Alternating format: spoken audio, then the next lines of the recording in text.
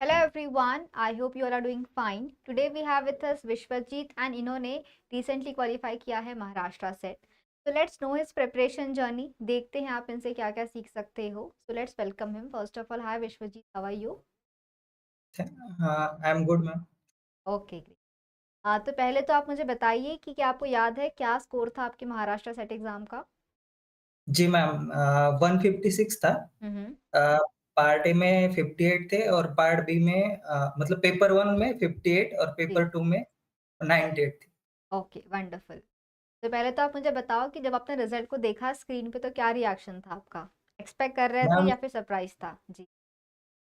Ma'am जब answer किया आया था ना, हम्म. कि तब थोड़ा-सा लगा था कि नहीं होगा कि नहीं होगा, क्योंकि ओके. हम अभी बाउंड्री पे हैं। तो हाँ. थोड़ा था कि कैसा होगा, क्या नहीं। फिर हाँ. बाद में कुछ क्वेश्चन मिले कि जो चैलेंजेबल थे, हुँ। तो फिर 3 क्वेश्चन चैलेंज किए थे मैम। तो उसमें से 2 एक्सेप्ट कर लिए उन्होंने। ओके, तो वंडरफुल। फिर जब हाँ, तब जब रिज़ल्ट आया ना मैम, तो मैंने बस इतना पढ़ा था कि वहाँ पे कांग्रेचुलेशन लिख के आया था। ओके, तो वही देख के मैम मैं इतना खुश हो गया था ना, जो पूरा 1 साल से था अंदर कि नहीं कुछ तो निकालना है, जी, वो हो गया। Okay, wonderful. एंड बताइए नेट की प्रिपरेशन कैसी चल रही है? आपने उस वो भी एग्ज़ाम दिया है? हाँ मैम, दिया है। ओके। तो पहले तो हम बात करते हैं थोड़ी-सी महाराष्ट्र सेट एग्ज़ाम की। आई थिंक आपने बहुत एक अच्छा स्कोर लिया है 58 स्कोर, बहुत ही बढ़िया स्कोर है। तो बताइए हाँ। पार्ट ए की तैयारी, सेक्शन 1 की तैयारी मतलब कैसे की जाए? कहाँ से किया था आपने? मैम वैसे तो आईएफएस में ऑफलाइन में उसके लिए अलग से 8-15 दिन के क्लास होते हैं। लेकिन मेरा कहना है मैम वो तो करना ही चाहिए, क्योंकि वहाँ पे आपको एक मिलता है कि प्रिपरेशन कैसा करना है पार्टी का। लेकिन उसके बाद भी मैम मैंने सबसे बढ़िया था कि मेरे पास पीवाईक्यू थे पूरे के पूरे महाराष्ट्र सेट के पार्टी के लिए। तो मैंने एक बार वो सब कुछ कर लिया था मैम। तो उसकी वजह से मुझे आइडिया आ गया था कि क्वेश्चन कैसे रहेंगे। तो आप थोड़ा बताना चाहोगे कि पार्ट ए में कुछ टॉपिक्स है जहाँ से फिक्स क्वेश्चन हमेशा पूछे जाते हैं? बच्चे ने कम से कम इतना तो कर लिया। ऐसा कोई टॉपिक है वहाँ? हाँ मैम, वैसे टॉपिक तो है जैसे कि डीआई है, हुँ, मैथ में आता है। उसके हुँ, बाद रीज़निंग के कुछ क्वेश्चन्स रहते हैं, परसेंटेज वाले क्वेश्चन्स रहते हैं और आरसी पैसेज बोल के वो 5 क्वेश्चन आते हैं उसके ऊपर रीडिंग कॉम्प्रिहेंशन पे। वो ऐसे कुछ टॉपिक है मैम कि जो हर बार आते हैं हुँ, हुँ। और उसके अलावा जो रहते हैं जो हायर एजुकेशन पे रहते हैं, हाँ, तो वो आपको बस पीवाईक्यू से पता चल जाएगा कि कौन से पोर्शन पे ज़्यादा क्वेश्चन आते हैं। ओके। तो बेसिकली अगर किसी को पार्ट ए में अच्छे स्कोर लेके आना है तो अगर वो पीवाईक्यूज़ का प्रॉपर एनालिसिस कर ले, उनको सॉल्व कर ले, तो काफ़ी हेल्प मिल जाएगी। बहुत अच्छी बात बताई है आपने, बिल्कुल सटीक एनालिसिस दिया है कि डेटा इंटरप्रिटेशन आएगा, रीडिंग हाँ, कॉम्प्रिहेंशन आएगा। मुझे लगा 10 क्वेश्चन तो यहीं से आ जाएँगे हमारे। बाकी टॉपिक जी तो मैम। फिक्स्ड है, but yes students for that आपको सारे क्वेश्चन रेफर करने होंगे। थोड़ी-सी भी अगर आपकी हुँ, प्रैक्टिस रहेगी, तो आपको आपका पेपर जम जाएगा। डियर जम इसके गया। पहले मैंने कैंडिडेट स्टूडेंट से बात की थी जिन्होंने मुझे बताया था कि पेपर 1 जो 1 घंटे में ले लिया जाता है। बताओगे आप हाँ, कितना टाइम लगता है पेपर 1 सॉल्व करने को? मैम वैसे इस बार के पेपर के लिए ज़्यादा टाइम लगा था, हुँ, हुँ। लेकिन अभी 1 घंटा टाइम मिलता है। तो ओके। उसमें से सबसे पहले जो हमारे जो श्योर शॉट वाले हम हुँ, जो हुँ। इसमें अच्छा कर सकते हैं, जैसे कि मेरा मैथ अच्छा था तो मैं मैथ वाले क्वेश्चन पूरे कर दिए थे मैंने। तो हुँ, वो क्वेश्चन कर दिए। लास्ट में रखा था मैंने मैम आरसी पैसेज, क्योंकि वहाँ पे ना ऐसा होता है कि हुँ, कभी-कभी क्वेश्चन आपको मिल भी जाते हैं, कभी नहीं भी मिलते। वो हाँ, डिपेंड करता है कि आप कितना अच्छे से पढ़ते हो आरसी पैसेज। तो फिर वही है मैम कि पहले जो छोटे-छोटे क्वेश्चन है वो सॉल्व कर दो, ज़्यादा हुँ। क्वेश्चन हो जाएँगे। अगर लास्ट में होगा भी कि टाइम थोड़ा कम है तो फिर उसको कॉम्पेंसेट हो जाएगा मैम। जी, जी। वंडरफुल। तो आई थिंक बहुत ही बढ़िया स्ट्रैटेजी थी कि आपको पता था कि मेरी स्ट्रेंथ तो मैथमेटिक्स है, तो मैं पहले उसके क्वेश्चंस को कर लेते हैं, ताकि बाद में आगे दिक्कत ना हो। एंड आप ठीक है। कॉन्फिडेंट हो जाते हो कि जब आपको लगता है यार मेरे कम से कम 30 क्वेश्चन तो सही हो चुके हैं, तो आप में हाँ, ऑटोमेटिकली वो कॉन्फिडेंस, आपकी स्पीड ऑटोमेटिकली बढ़ने लगती है। तो बिल्कुल हाँ। सही बात है बच्चों, प्लीज़ याद रखें, आपको लगता है कि आपका आरसी आप बेटर कर पाओगे तो पहले रीडिंग कॉम्प्रिहेंशन कर लो, नहीं तो पहले मैथ सॉल्व कर लो। पर ये आपको समझ में आएगा जब आप लोग बहुत सारे पीवाईक्यूज़ प्रैक्टिस करोगे, उसके पीवाईक्यूज़। बाद ही बिल्कुल, उसके बाद ही आप ये समझ पाओगे। दैट्स वंडरफुल डियर, बहुत बढ़िया स्ट्रैटेजी थी आपकी, क्योंकि 1 घंटा बहुत बार बच्चों को थोड़ा कम पड़ जाता है। पार्ट बी हाँ, में सफिशिएंट टाइम मिलता है, बट पार्ट ए में बहुत कम टाइम मिलता है। ओके। बढ़ते हैं पार्ट बी की प्रिपरेशन की तरफ। सेट देखा जाए तो नेट सेट का सिलेबस तो बिल्कुल सेम है, बट पैटर्न ऑफ क्वेश्चन अलग होता है। सेट में डायरेक्ट क्वेश्चन पूछे जाते हैं, 2 मार्क्स के लिए, नो नेगेटिव मार्किंग। तो पहले तो आप मुझे बताइए कि अगर किसी को सेट क्वालिफाई करना है तो कितने units they should target? Ma'am मेरे ख़्याल से तो जितने ज़्यादा करोगे अच्छा ही है, लेकिन मिनिमम तो 8 करना चाहिए। क्योंकि है। अब जब आप 8 यूनिट करते हो ना, तब आपको मतलब थोड़ा हो जाता है आपका कि आप क्वालीफ़ाई कर जाओगे। क्योंकि 8 में से भी मैम मैं सबसे ज़्यादा कहना चाहूँगा कि जो हमारे 5 यूनिट है स्टार्टिंग के, हम्म। जैसे कि बायोकेमिस्ट्री है, सेल बायो, ठीक है। मोल बायो, सेल सिग्नलिंग, देव बायो, ये जो ये जो टॉपिक है ना, ये यूनिट हर किसी को करना चाहिए मैम। क्योंकि ये करोगे तो आपका पूरा का पूरा पेपर निकलने के सबसे ज़्यादा चांसेस है। एंड क्या आप मुझे बता सकते हो मास्टर्स में आपका क्या सब्जेक्ट था? मैडम मेरा मास्टर्स में ज़ूलॉजी था। ओके। तो बीइंग अ ज़ूलॉजी स्टूडेंट, कौन से यूनिट्स आपको ईज़ी लगे थे? कौन से यूनिट्स आपके लिए बिल्कुल न्यू थे?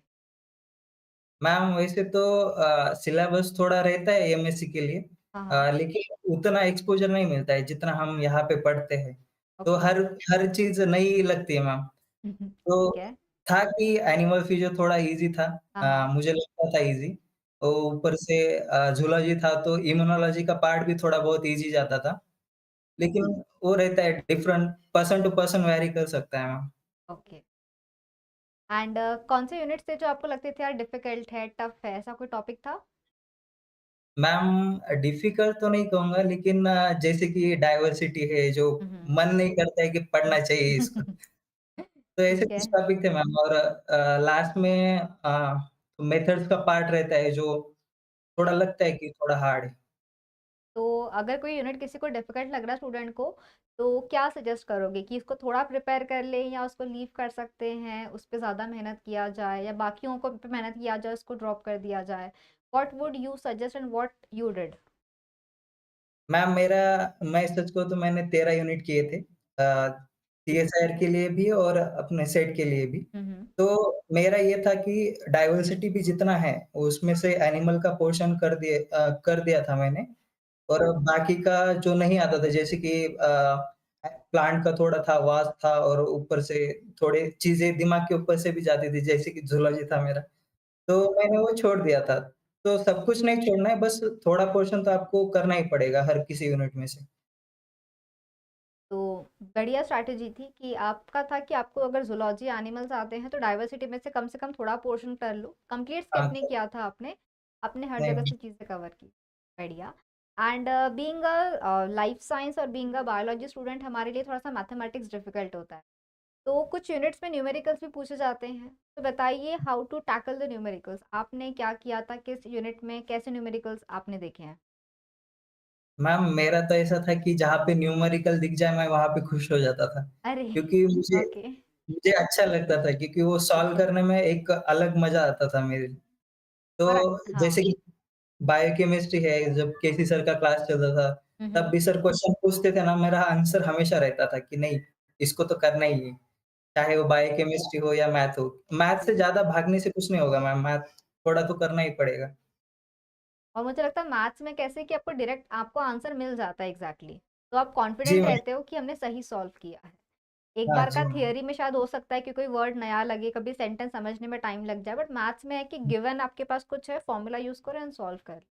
तो ये जी तो बहुत मैम। अच्छी बात है कि मैथ्स आपका फेवरेट, आपका नॉट फेवरेट बट हाँ आपको बहुत पसंद था, आपको आता है, तो क्वेश्चंस आपने कर लिए सॉल्व।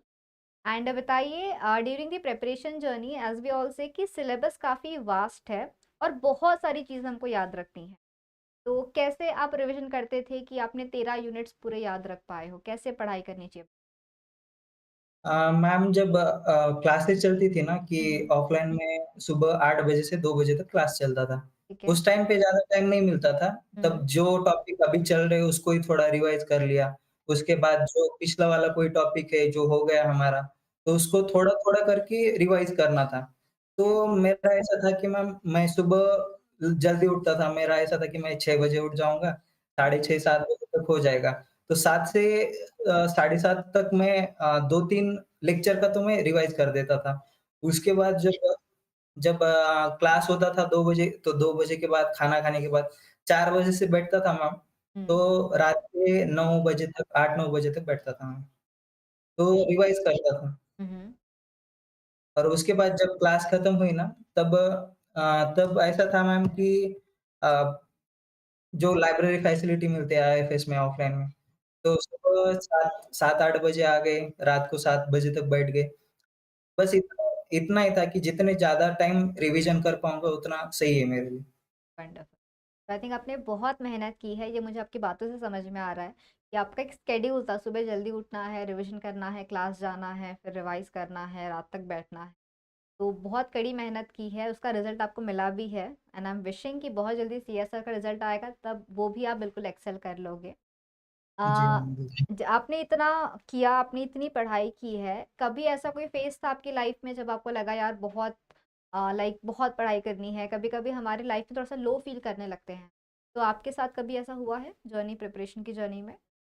हाँ मैम, हुआ था। जब दिसंबर का एग्ज़ाम दिया था ना, तब तो उतना पोर्शन कंप्लीट नहीं हुआ था मेरा, हुँ, हुँ। तो तब कुछ नहीं लगा था। लेकिन जब गेट का रिज़ल्ट आया था, क्योंकि गेट बहुत सारे लोगों का हो गया था और मेरा रह गया था। हुँ, तो मुझे इतना लगा कि यार मैंने कुछ पढ़ा है या नहीं, 8 महीने से हूँ यहाँ पे, कुछ होगा कि नहीं मेरे से, क्योंकि गेट नहीं निकला है। हुँ, तो था मैम कि तब ऐसा मन कर रहा था कि सब छोड़ दूँ, अभी बस हो गया, नहीं होगा मेरे से। लेकिन फिर वो बोलते हैं ना हम कि घरवाले हमेशा हमारे पीछे रहते हैं, जी, बिल्कुल। प्रिपरेशन। तो तब घरवालों ने, पापा ने बोला कि नहीं तू करेगा और तू अच्छे से करेगा। हमको पता है तू निकालेगा कोई ना कोई एग्ज़ाम। तो मैम वही था। वंडरफुल। तो आई थिंक बिल्कुल हमारे सपोर्टिव पेरेंट्स बहुत इम्पोर्टेंट होते हैं, तो हमारे लिए एक जी। बैकबोन है, हमें हमेशा पुश करते रहते हैं to do good things in life. तो दैट्स वंडरफुल। अगर हम बात करते हैं एग्ज़ाम की, तो फिर हम बहुत बार इस चीज़ पे फोकस करते हैं कि प्रिपरेशन पढ़ाई करो, बट क्वेश्चन प्रैक्टिस पे भी आपको उतना ही टाइम देना है। तो बताइए आपने क्वेश्चन की प्रैक्टिस कैसे की, कहाँ से की, कितना टाइम दिया है क्वेश्चन प्रैक्टिस में? मैम मैं ज़्यादातर अपने सीएसआईआर के क्वेश्चन प्रैक्टिस करता था। उसके बाद गेट के और सेट के भी करता था। लेकिन ज़्यादातर मैं सीएसआईआर के करता था, क्योंकि हर कोई टॉपिक एक बार पढ़ लिया है। जैसे कि हमको टाइम मिला था कि अभी क्लासेस नहीं थी लास्ट क्लास में, हुँ, हुँ। तो एक टॉपिक रिवाइज़ कर लिया, हुँ, हुँ। एक यूनिट रिवाइज़ करने के बाद उसी की पीवाईक्यू लगा ली। अगर ओके। नहीं भी आ रहे ना, हुँ, हुँ। पीवाईक्यू नहीं भी बन रहे, तो मेरा कहना है कि उसको वही छोड़ दो।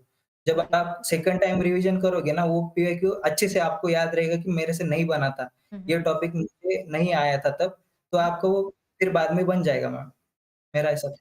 Okay, wonderful. तो आई थिंक आपने सीएसआर पे ज़्यादा फ़ोकस किया। मुझे लगता है सीएसआर का पार्ट भी काफ़ी हद तक सिमिलर है हमारे सेट के पेपर पैटर्न से। What do you think? जी, जी मैम, थोड़ा लेवल तो सेम ही है, ऐसा नहीं है कि थोड़ा अलग वगैरह कुछ नहीं है। ओके। अब बताइए आपका फ़ेवरेट टॉपिक कौन-सा था 13 यूनिट्स में? मैम मेरा जेनेटिक्स था। जेनेटिक्स और थोड़ा बायोकेमिस्ट्री केसी सर की वजह से था। ओके। ऐसा था कुछ पहले कि पहले डर लगता था इस टॉपिक से, बाद में पढ़ने के बाद बहुत पसंद आ गया वो सब्जेक्ट? जी मैम, दिसंबर के टाइम पे मैंने बायोकेमिस्ट्री छोड़ दिया था, हुँ, हुँ। क्योंकि डर लगता था मैम, बायोकेमिस्ट्री से बहुत डर लगता था, क्योंकि वो स्ट्रक्चर अलग-अलग दिखते थे, वो याद कैसे रखना। फिर मेटाबॉलिज़्म जी। काइनेटिक्स भी आता था उसमें, तो हाँ, छोड़ ही दिया था।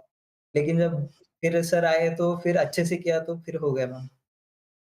वंडर अ, अगर हम बात करते हैं हमारे पूरे सिलेबस की, तो कुछ यूनिट्स जो काफ़ी थ्योरेटिकल है और कुछ में हमको बहुत सारी चीज़ें लर्न करनी पड़ती है। जैसे कि कहीं पे एंजाइम्स के नाम है, कहीं पे आपको जी। स्ट्रिक्ट लिस्ट है कि भई ये अमाइनो एसिड्स है, पोलर है, नॉन पोलर है, एसेंशियल है, नॉन एसेंशियल। तो इन टेबल्स को लर्न करने के लिए आपने क्या किया था? क्योंकि बहुत सारी चीज़ें याद रखनी होती, how to remember these? Ma'am जो चीज़ें लर्न करने की, मतलब ज़्यादा याद रखने की है ना, उनके लिए शॉर्ट ट्रिक अगर आपके पास हो तो अच्छी बात है। लेकिन अगर नहीं है तो फिर मैम एक ही है कि मल्टीपल टाइम रिवीजन करो, जितना ज़्यादा टाइम रिवीजन करोगे, उतनी ज़्यादा चीज़ें याद रहेगी मैम। बिल्कुल, तो आई थिंक हाँ, बिल्कुल सही बात है कि रिविज़न ही बहुत इम्पोर्टेंट है। जितनी बार आप जितनी ज़्यादा बार पढ़ोगे, उतनी ज़्यादा आपको चीज़ें याद रहेगी। थोड़ा बताइए how was your experience eight IFS offline? बड़ा मज़ा आता है उन क्लासरूम्स के अंदर, तो कोई स्टोरी आपके पास है जो आप शेयर करोगे या कोई मेमोरी वहाँ से? मैम मेमोरीज़ तो वैसे बहुत सारे हैं लेकिन ऑफ़लाइन में ना जो एक्सपोज़र मिलता है वो घर पे नहीं मिलता है। जब मैं स्टार्टिंग प्रिपरेशन जब स्टार्ट कर रहा था, तब मैंने इसका ऑनलाइन का सब्सक्रिप्शन लिया था। तो घर पे काम लगते थे मैम, 1 महीना मैंने देख लिया कि होगा कि नहीं होगा। फिर ऐसा लगा कि नहीं अभी नहीं होगा, तो फिर मैंने सीधा ऑफ़लाइन जॉइन कर लिया। और ऑफ़लाइन जॉइन करने के बाद वो दादा सर का मोटिवेशन वो सब चीज़ें याद आती हैं। केसी सर की। वंडरफुल। तो मज़ा आया डियर आपसे बात करके। Who you dedicate this success, किस-किस को थैंक यू बोलोगे फॉर दिस सक्सेस? मैम सबसे पहले तो पेरेंट्स को, उसके बाद होल आईएफएस टीम को और प्रिपरेशन के टाइम पे जो दोस्त मेरे साथ थे, जिन्होंने मुझे जो सपोर्ट देना चाहिए था क्योंकि मैम प्रिपरेशन के टाइम पे बहुत ऐसा कभी डिमोटिवेट फील करता है, तो कभी स्ट्रेस आता है, एंग्ज़ायटी होती है, तो सबसे पहले हम दोस्त के पास ही जाते।